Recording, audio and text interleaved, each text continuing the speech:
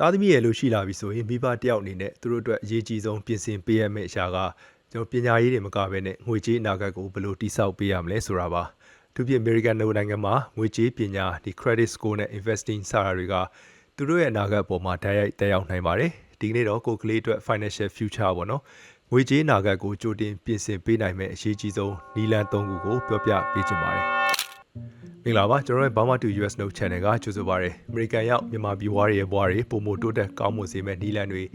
တည်ထားစရာချက်လက်တွေကိုဒီ channel ကနေ share ပေးနေတာဖြစ်ပါတယ်။နီလန်၃သွယ်ထဲမှာပထမဆုံးနီလန်ကတော့529 plan ပါ။ဒီ529 plan ဆိုတာကဒီကလေးပညာရေးအတွက်တည်တံ့ဖွင့်ထားတဲ့ investment account တစ်ခုဖြစ်ပါတယ်။ဒီ account တွေကိုကျွန်တော်မိဘတွေအဖိုးဘွားတွေမိသားစုဝင်တွေကပတ်စံထည့်နိုင်ပြီးတော့အဲ့ဒီပတ်စံကိုကျွန်တော် stock market ထဲမှာရင်းနှီးမြှုပ်နှံထားနိုင်ပါတယ်အဓိကအားသာချက်ကတော့ဒီအကောင့်ထဲမှာရင်းနှီးမြှုပ်နှံပြီးရလာတဲ့အမြတ်တွေကိုပညာရေးအတွက်ပြန်ထုတ်သုံးတဲ့အခါကျွန်တော်တို့ tax အခွန်လုံးဝမပေးရတာပါလူတော်တော်များများကကျွန်တော်529 plan ဆိုရင် college ကျောင်းသားကအတွက်ပဲသုံးလို့ရတယ်လို့ထင်ကြပေမဲ့တကယ်တော့အဲ့ဒီထက်ပိုသုံးလို့ရတာရှိပါတယ်ကျွန်တော် K12 ပေါ့နော် private school fees အတွက်တစ်နှစ်ကိုဒေါ်လာ1000အထိထုတ်သုံးနိုင်ပါတယ်ကလေးကျောင်းတက်ဖို့လိုအပ်တဲ့ computer software internet fee တွေအတွက်လည်းသုံးလို့ရပါတယ်အသက်မွေးဝမ်းကြောင်းပညာရဲ့သင်တန်းတွေဖြစ်တဲ့ကျွန်တော် apprenticeship program တွေကျွန်တော် trade school တွေအတွက်လည်းအသုံးပြုနိုင်ပါတယ်ကလေးကျောင်းပြီးသွားလို့ student loan ကျန်နေသေးတယ်ဆိုရင်တော့မှကျွန်တော် lifetime ဒေါ်လာ1000အထိဒီအကောင့်ထဲကနေ tax မပေးဘဲနဲ့ပြန်ဆက်လို့ရပါတယ်529 plan ရဲ့နောက်ထပ်ကောင်းတဲ့တစ်ချက်ကတော့ကျွန်တော် flexible ဖြစ်တာပါကလေးမမွေးခင်ကတည်းကဒီကိုယ်နာမည်နဲ့အကောင့်ဖွင့်ထားပြီးနောက်ကလေးမွေးလာတဲ့အခါမှာ beneficiary ဖြစ်နာမည်ပြောင်းပေးလို့ရပါတယ်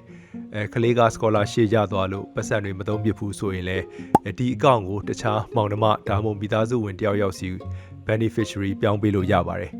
နောက်ပြီးတော့ super funding လို့ခေါ်တဲ့နည်းလမ်းလည်းရှိပါတယ်တယောက်တည်းဆိုရင်ဒေါ်လာ9000ခွဲအထိလင်မယား2ယောက်ဆိုရင်တော့3,9000အထိတော့9နှစ်စာ gift tax exclusion ကိုတခါတည်းအသုံးပြုပြီးတော့ထည့်သွင်းနိုင်ပါတယ်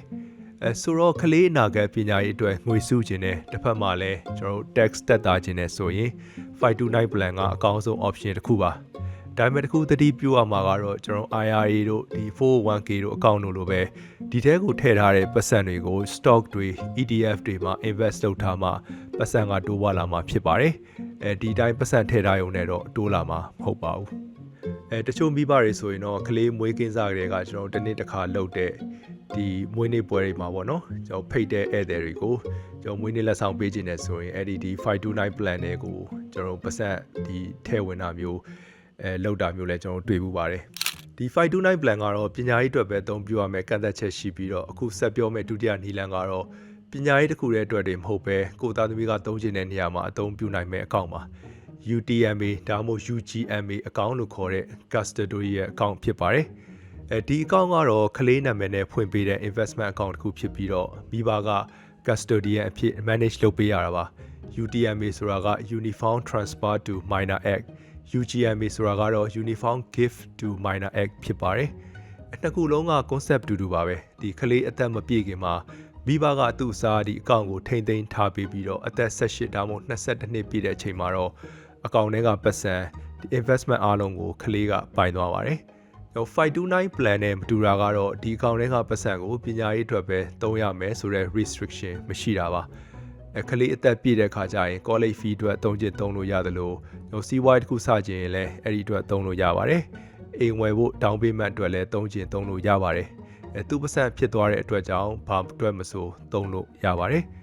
ဒီအကောင့်ရဲ့အားသာချက်ကတော့ကလေးအတွက်ကျွန်တော် investing ကိုစောစောစတင်ပေးနိုင်တာပါကလေးအသက်1နှစ်2နှစ်လောက်ကတည်းကအကောင့်ဖွင့်ပြီးတော့S&P 500အတွက် index fund လိုမျိုးမှာတစ်လကို90 100လောက်ပုံမှန်ထည့်သွားမယ်ဆိုရင်18နှစ်22နှစ်လောက်ရောက်တဲ့အချိန်မှာပတ်စံတော်တော်များများဖြစ်လာနိုင်ပါတယ်ဒါပေမဲ့529 plan နဲ့မတူတာကတော့ဒီ earning ပေါ့နော်တချို့ကိုအခွန်ပေးရနိုင်တာပါကျွန်တော် kiddie tax လို့ခေါ်တဲ့အစီအမင်းရှိပြီးတော့ investment income များလာရင်ကလေးရဲ့ tax rate မဟုတ်ပဲမိဘရဲ့ tax rate နဲ့လည်းအခွန်ပေးရနိုင်ပါတယ်နောက်တစ်ခုကတော့ကလေးအသက်ပြည့်သွားတဲ့အခါမှာမိဘကဒီအကောင့်ကိုမထိန်းချုပ်နိုင်တော့တာပါကလေးကအဲ့ဒီပတ်စံကိုကျွန်တော်ပညာရေးအတွက်ပဲသုံးမလားကားဝယ်မလားတခြားအရာတစ်ခုအတွက်ပဲသုံးမလားဆိုတာသူ့ရဲ့ဆုံးဖြတ်ချက်ဖြစ်သွားပါတယ်ဒါကြောင့်ဒီအကောင့်ကိုဖွင့်မယ်ဆိုရင်ပတ်စံစုတာနဲ့တပြိုင်နက်တည်းမှာပဲကလေးကိုလည်း financial responsibility ပေါ့နော်ဒီပတ်စံကိုစီမံခန့်ခွဲတတ်မှုအကြောင်းတွေကိုပါသင်ပေးဖို့အရေးကြီးပါတယ် ဒီ custody အကောင့်ဖွင့်ခြင်းနဲ့ဆိုရင်တော့ဒီ Fidelity Investment တို့ Vanguard တို့ဒါမှမဟုတ်လဲ Charles Schwab လို့ brokerage တွေမှာ online ကနေဖွင့်လို့ရပါတယ်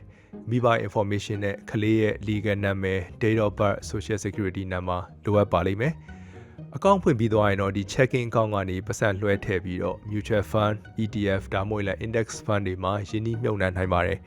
brokerage account တစ်ခုဘယ်လိုဖွင့်မလဲဆိုတာနဲ့ငွေကြေးဈေးကွက်မှာမြုပ်နှံတဲ့နည်းလမ်းတွေပြောပြထားတဲ့ဗီဒီယိုတွေကိုလည်းကျွန်တော်အောက်က description မှာကြည့်နိုင်ပါတယ်။နောက်ဆုံးနည်းလမ်းကတော့ Clay ရဲ့ credit score ကိုကြိုတင်တိစောက်ပေးတဲ့နည်းလမ်းပါ။ American မှာ credit history မရှိရင် credit card ရှောက်ဖို့အိမ်ဝယ်ဖို့ကားဝယ်ဖို့အပါမတ်ငှားဖို့တောင်မှအခက်အခဲတွေကြုံရနိုင်ပါတယ်။ကျွန်တော်တို့လို immigrant တွေ American ပြည်ထောင်စုကိုရောက်ခါစားမှာဒီ credit history မရှိလို့ပထမဆုံး credit card ရှောက်တဲ့အခါမှာအခက်အခဲကြုံခဲ့ရတာကိုမှတ်မိကြမှာပါ။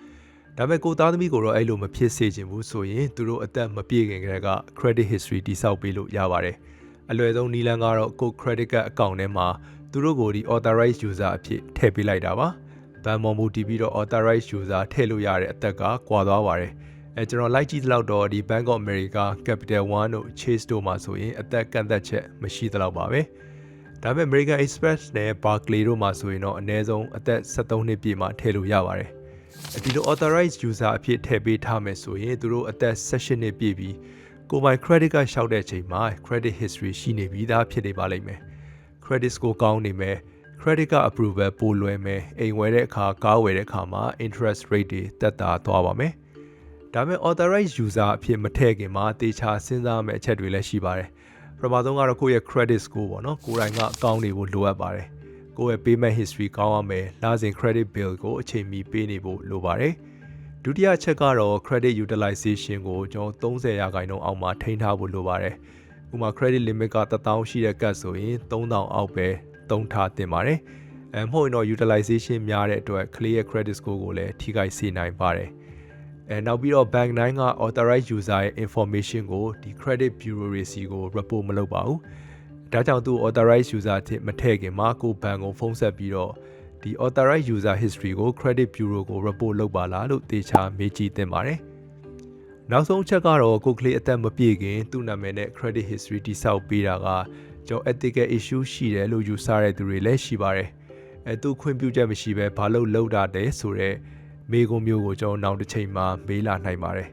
ဒါကြောင့်ဒီအချက်ကိုလည်းကိုယ်တိုင်စဉ်းစားပြီးတော့ဆုံးဖြတ်သင့်ပါတယ်အချုပ်ပြောရရင်တော့ကျွန်တော်ကိုကလေးအတွက် financial future ကိုတကယ်ပြင်ဆင်နေဆိုရင်ပညာရေးအတွက်ဒီ 529 plan credit history အတွက်ဆိုရင်တော့ authorized user strategy နဲ့ယင်းနှိမ့်မြုပ်နှံမှုနဲ့ long term investment အတွက်ဆိုရင်တော့ custody account ဒီ၃ခုကိုစဉ်းစားသင့်ပါတယ်